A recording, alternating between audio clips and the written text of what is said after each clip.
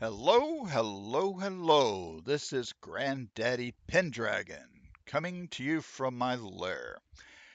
As you may or may not know, on this channel we talk about living dead dolls. And today we are going to be looking at a doll that I bought back in 2001 from Series 1, and the doll's name is Sin.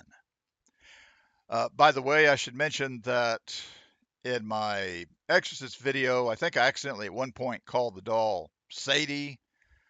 Sorry about that. What can I say? I just have 3 brain cells left.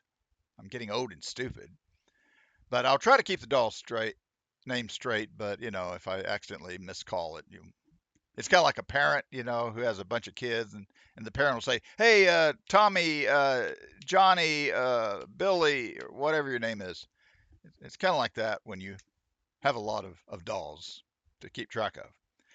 But this doll's name is Sin, and as you can see, she's quite the little devil.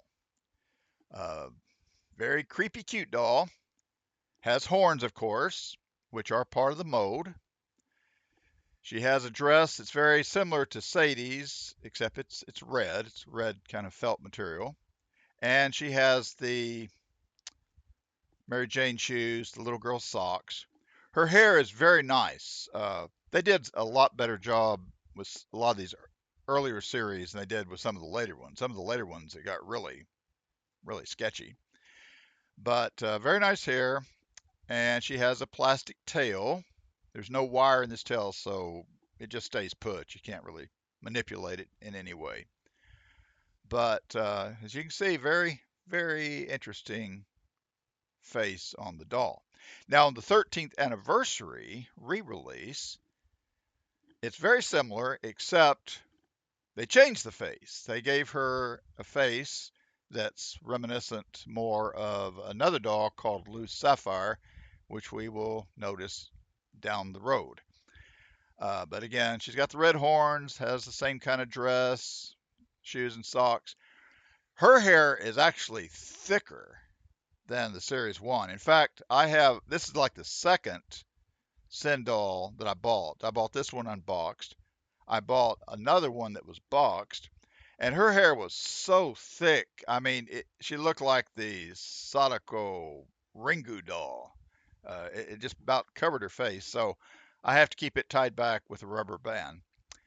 But so I'm using this doll because you can see her face a lot easier.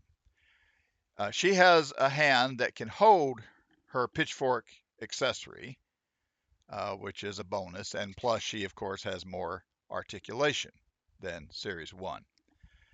But very, very similar dolls. Uh, well worth getting if you know, find them appealing. Uh, but I would mention if you get, especially with these older dolls, one thing you want to do is be very careful with the joints, like when you're posing them or what have you, because especially when the dolls get older, that shoulder joint or that leg can pop out. And sometimes you can put those in, sometimes you can't. Sometimes you can try to use a hair dryer and soften the plastic, wedge it in there. And again, sometimes it works, sometimes it doesn't. Take my word for it. But again, you know, it's your doll. If you buy it, do what you want with it. If you want the kid or the dog to play with it, well, go ahead. But these dolls are really collectibles. They're not designed for really rough play. They're designed to collect and to display.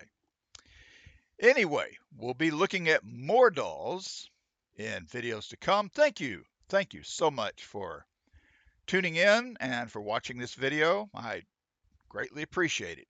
And I hope you have a super day.